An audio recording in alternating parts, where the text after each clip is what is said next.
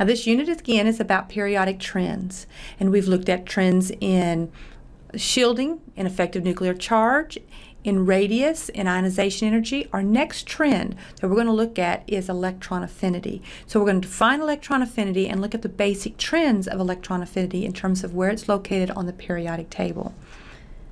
Let's begin by defining it. It is the negative of the energy change that occurs when an electron is accepted by an atom in the gaseous state to form an anion. Okay, it's a negative of. Now, I have seen this defined without the negative of part.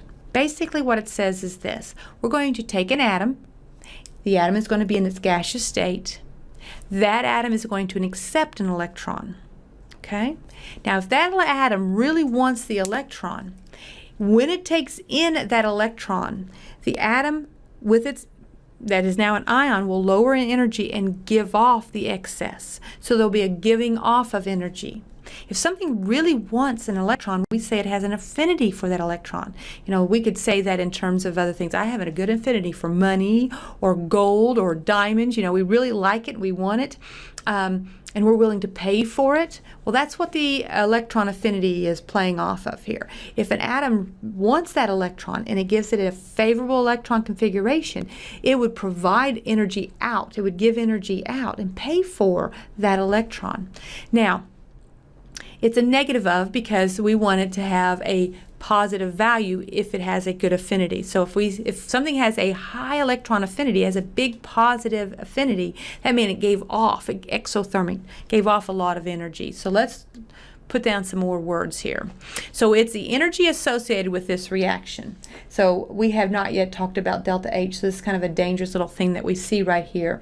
But this is the energy change of that reaction. There's going to be some kind of energy change associated with that reaction. We're going to call it Y, okay? Electron affinity is the negative of that, so it'd be a negative Y. So opposite sign Y, basically. So if an electron really wants to, or if an atom really wants that electron and it's very favorable for it to have that electron, it will give off energy, and the amount of energy it gives off is a negative value. So electron affinity then would be a positive value. So things with high positive electron affinities really want to accept that electron. Now, if an atom does not want an electron, you'd have to force it on, okay? You would have to force that electron on, and pushing it on would require energy, and that'd be a positive value associated with that. And then the electron affinity would be, in that case, a negative value. What we need to understand is that electron affinity can be positive or it can be negative. A positive value means it is favorable to take on that electron. It has a high affinity for that electron. And large values of EA, electron affinity, means that atom wants the electron.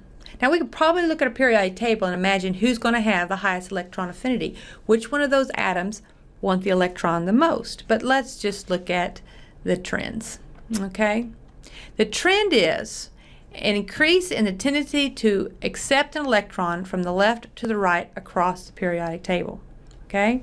This shows up at very large positive values of electron affinity for our halogens. Our halogens are the ones that have the highest affinity for an electron. And if you think about their electron configuration, they are all one away from being a noble gas configuration, okay? Electron affinities are generally speaking, lower for metals than those for nonmetals, because our metals don't tend to want to accept an electron. Metals want to get rid of electrons. Okay, so this shouldn't surprise us. When we have over on the nonmetal side, we tend to want to gain electrons. When you're on the metal side, you want to lose electrons. That trend does not surprise us. But let's look at this And this thing is all over the place. But it goes up and down and up and down and up and down. But let's see up here, we definitely see that our halogens have the highest electron affinity. Okay?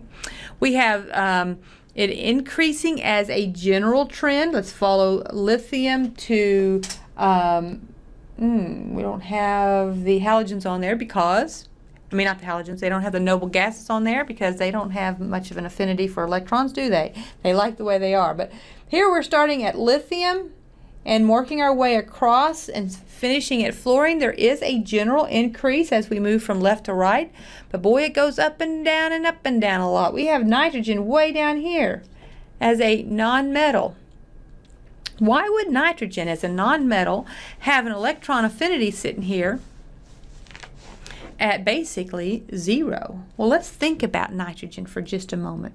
Electron configuration of nitrogen is helium, 2s2, 2p3. Is that not already a half-filled p subshell?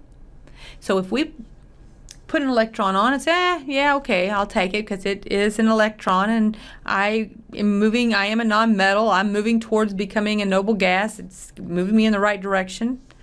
But, I'm pretty happy the way I am. I've got 3, I've got a half-filled p subshell, and that's a good thing. So nitrogen and any of the elements that are under nitrogen on the periodic table are going to have that half-filled subshell. But the only thing I really can say with certainty as I look at the electron affinity trend is, with very happy certainty, I can say that the halogens are all the highest electron affinity. I can also say, generally speaking, that as we go down, this is going down a group, the halogen group, it is decreasing as we move down, except of course fluorine is not following suit. Fluorine would need to be up here to really follow suit with that.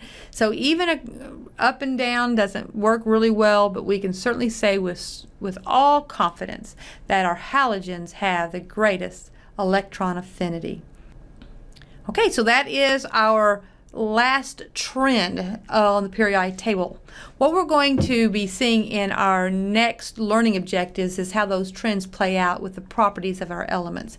But with this learning objective, we have defined electron affinity. Make sure you know the definition. It's a little convoluted with the opposite sign of what the energy is, but we've got that definition, and we have a general look at the trend of electron affinity when we look at the periodic table.